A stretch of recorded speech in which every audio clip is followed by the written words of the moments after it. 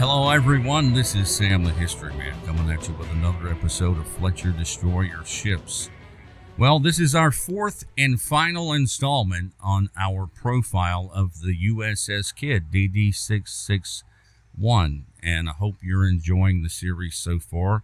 Of course, right now we are profiling the four ships of Destroyer Division 96. For this episode, I want to focus solely on the events of April 11th, 1945. And of course, that was the day of the infamous Kamikaze strike, which took the lives of 38 men and wounded several others. We're going to be taking an excerpt from the published diary of a former Kidd crewman, the late Charles Wallace Hitt. And we're going to start now with actually the day after the attack. And he starts with April 12th, 1945. Today will live in my memory forever. We were hit yesterday by a Jap suicide plane.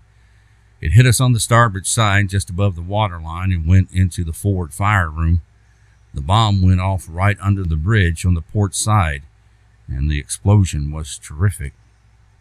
We were badly damaged, and everyone was praying while they worked. Our doctor was wounded, and the doctor from the hail came over. At about 16:30, 4 Jap planes came in. I was never so scared in my life. Our guns had local range, but that's about it. They really fired a lot of ammunition. One Jap tried to finish us off with bombs. 2 bombs landed on our starboard side, but he got away. The hail is escorting us at about 2100. We can make 27 knots if necessary. We buried our dead today. There were 5 in the fire room that we couldn't get out. We did all we could. Blood plasma saved a lot of men. We joined tankers at about 1400 and transferred 11 stretcher patients to 4 different tankers. One of the men was our captain. April 13th. We are headed for Ulithi, and if the ship holds together, we might make it. The water in the fire room is getting higher. We got billy pumps from the tankers. All hands are cleaning up the ship. Oil is all over the place, and it's quite a fire hazard. April 14th. Still cleaning up the ship. Our damage is serious. We threw ammunition over the side to lessen the weight up front. The exec passed out today. He was wounded badly in the right leg, but he kept going. Mr. Kennedy, our torpedo officer, is now in charge. We got 1 body out of the fire room. April 15th. Got 2 more bodies out of the fire room. Gave them burial at sea before we entered port. Tied up to the Hamel after transferring wounded men to the hospital ship, the Bountiful. April 16th, the last man was brought up out of the fire room. Also, the Jap pilot's body was brought up. Both were buried on the island of Ulithi. April 17th, we turned to cleaning and painting the ship. We might see the USA again. What a price to pay. The U.S. mail came in, got a letter from Mom, movies on the forecastle. There's much work to be done, and I'm really tired. But thank God we are safe. But even here, we go to general quarters because the Japs still have islands in the Carolinas. At Yap, at Tuck, we're still going at it. All of our men on the Bountiful are coming along fine. The ship doesn't look so bad either. She's getting cleaned up pretty good. And that's the end of that segment on the diary of the late Charles W. Hitt. And I want to offer my personal thanks to his family for making that diary available. And you can access it yourself on the Library of Congress website. And that's going to be under their Veterans History Project section. So if you want to access that stuff, just go to the Veterans History Project section under the Library of Congress site and search Charles W. Hitt, H-I-T-T, and you'll be able to get the entire diary. He's also got a couple of photos on there which I am actually showing and have been showing during the video.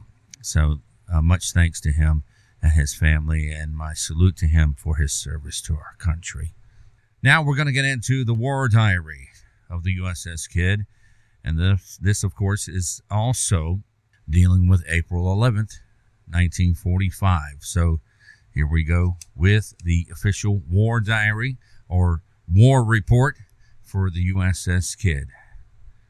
On the afternoon of April 11th, 1945, the United States destroyer Kidd with other ships in her division was on a picket station 20 miles north of the mighty Task Force 58 just off of Okinawa.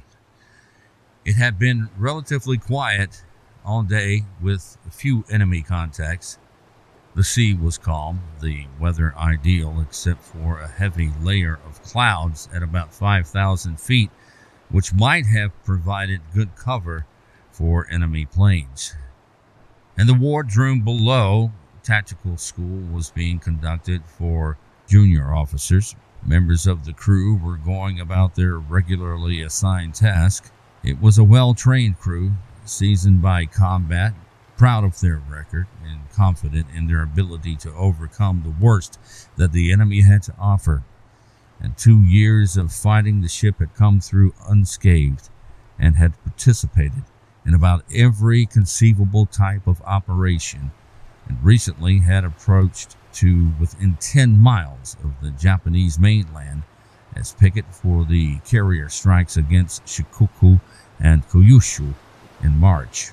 Suddenly, at about 1:45 p.m., the quiet was shattered by the general alarm. An enemy raid had been detected approaching from the north, and already friendly fighter planes were on their way to meet it. The ship was ready, every man at his post. Lookouts with binoculars glued to their eyes, trying to catch the first glimpse of the Japs. Word was received over the radio that some of the enemy planes had broken through and were between our friendly fighters and the ships. Flank speed was rung up on the annunciator, and the Kidd leaped ahead like a thoroughbred racehorse. A Jap plane broke through the clouds off the port bow, making an apparent try for one of the ships with a Navy fighter hot on his tail. Before it could do any damage, it was shot down by the fighter. Another one came in out of the sun on the port beam and was shot down by a whale of anti-aircraft fire, narrowly missing a destroyer as it crashed into the sea. Another plane dived out of the clouds on the port bow, but did not press his attack due to the intensity of the anti-aircraft fire, and passed ahead out of range of the starboard bow. Just then, 2 other planes, both Japanese, were seen engaged in what appeared to be at first a dogfight on the starboard quarter. One of them began a long diving turn almost to water level and commenced a low-altitude approach on a destroyer 1,500 yards on the Kidd starboard beam. The other destroyer opened up with her starboard battery, and it seemed that the plane would be stopped. But as it came closer and closer, finally being shut off from the field of vision by the destroyer, it flashed through the minds of the Kidd personnel that the sister ship had been hit.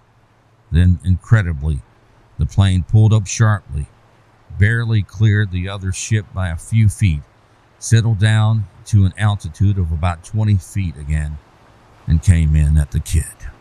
All automatic weapons that would bear opened up with a wall of fire, and the plane was hit repeatedly, but it was too late. It was all over in a matter of a few seconds. The plane went into a shallow dive and struck the ship amidships, lodging in the forward fire room. The bomb it was carrying continued on through the ship, passed out the port side, and exploded just outside the skin of the ship.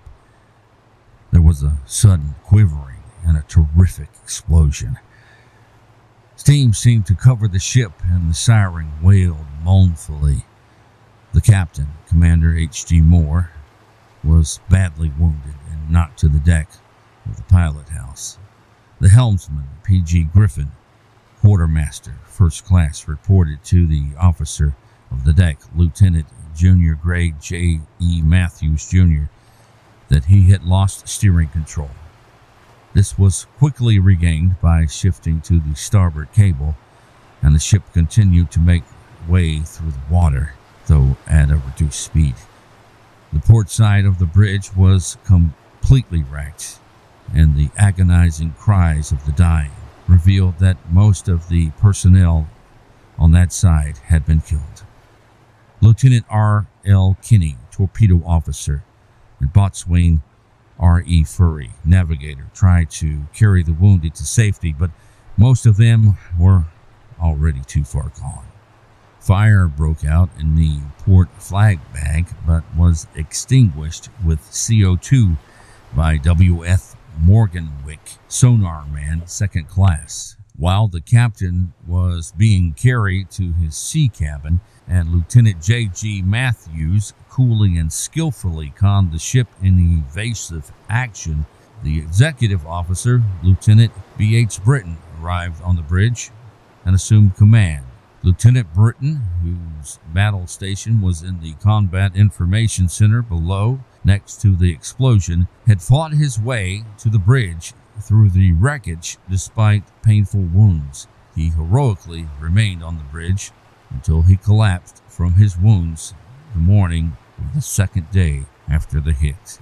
The other ships had formed a protective screen around the Kidd, but as all radios were out, it appeared all signalmen had been killed or wounded. It seemed there would be a delay in letting them know how badly the Kidd was hit. At this point, C.F. Kafka, signalman 2nd class, appeared on the scene with a bloody bandage around his head where shrapnel had hit him and a blinker gun in his hand, and was able to send out the necessary information.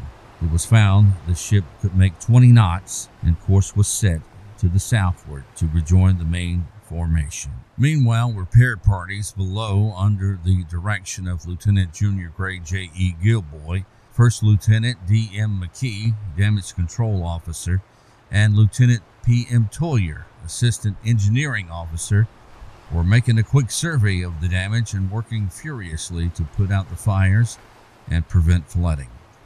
Fire hoses were rigged, pumps started, and men sent into the damaged parts of the ship to find out how badly the ship was hurt. Fire was overcome in the forward part of the ship by action of W.H. Powers, boatswain's mate, 2nd class, and the forward repair party.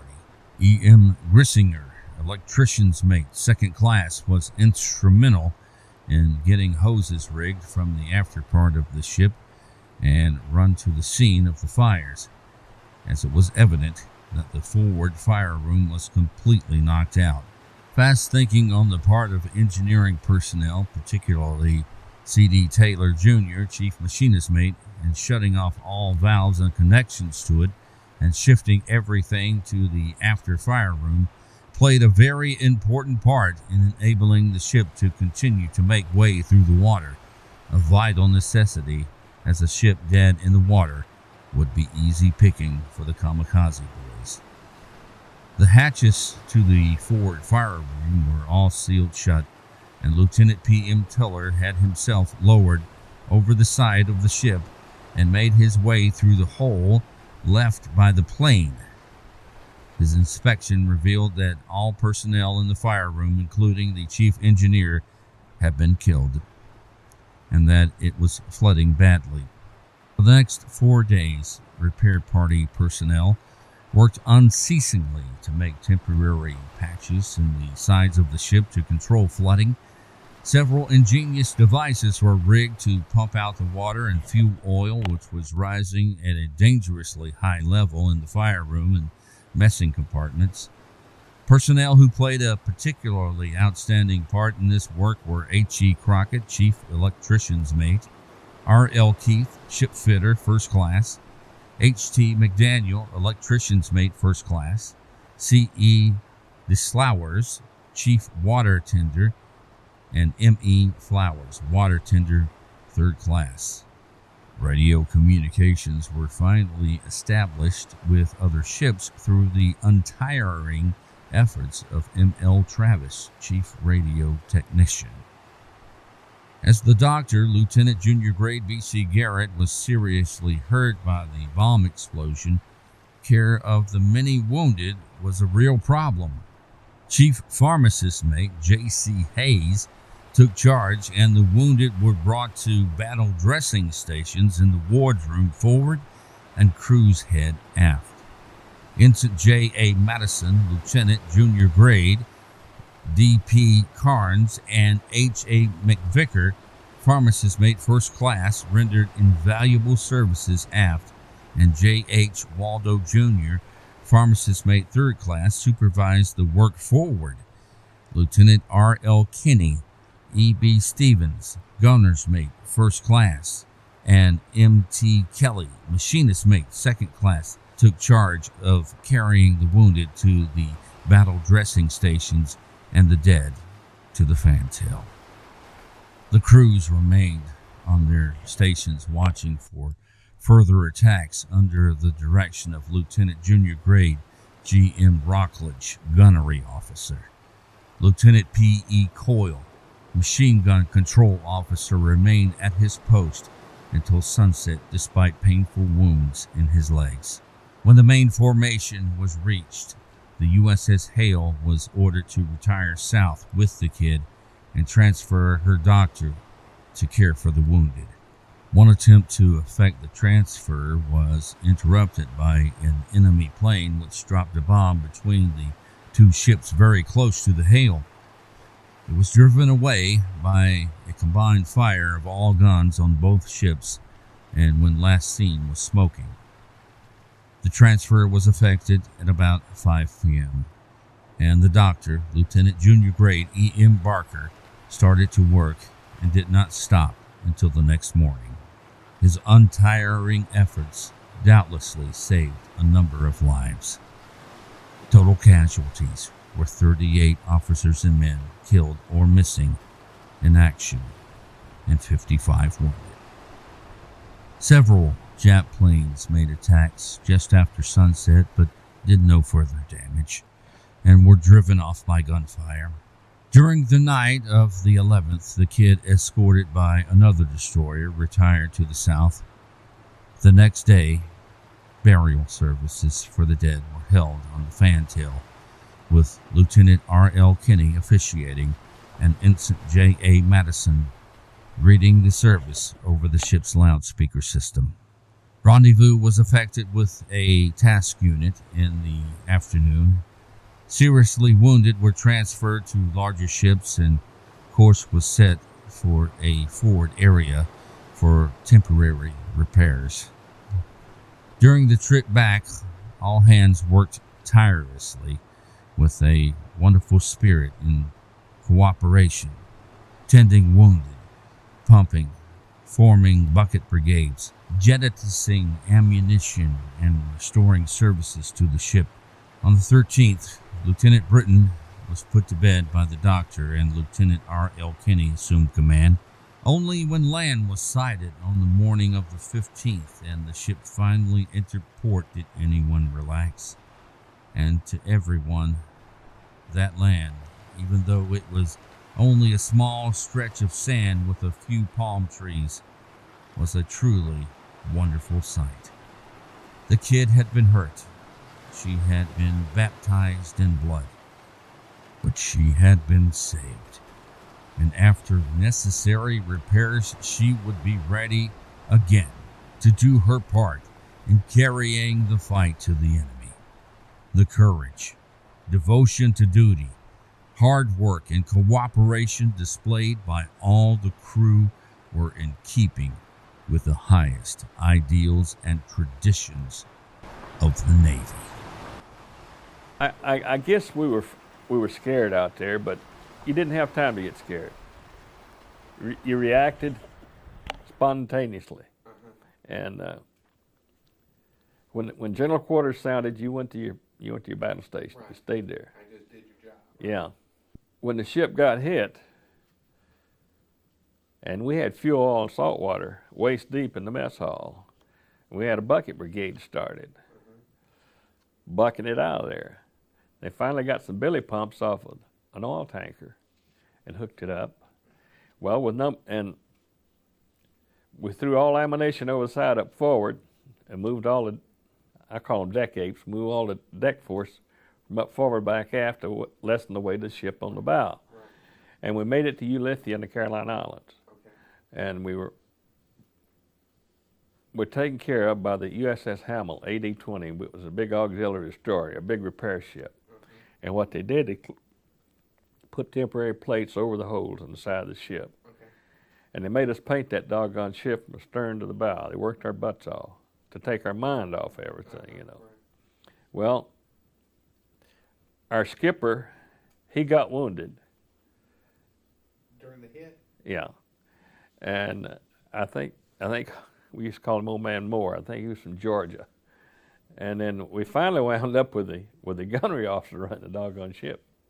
Well, we finally left Ulythia, and we could motor pretty good with the aft engine room and the aft fire room, and went to Pearl Harbor. And while at Pearl, they gave every ship that had been hit a beer party on the beach. Well, I elected not to go. I stayed aboard ship to get my mail, and I had a letter from Mom, which is a good thing because they had that old 3-2 beer, and they were bringing them back and laying them in the sack, and they were all hung over to everything else. So I was glad I didn't go. Right. And then we went from there to Hunters Point, San Francisco. And we pulled in there, and the yard workman says, "Where did the ship get hit?" I said, "You go over and look down the number 1 fire room, you'll see." And they said, "I bet, damn. This is the cleanest ship to come in here to be hit as bad as it is." I said, "Well, they made us paint it from stern to the bow. They worked their butts off on it."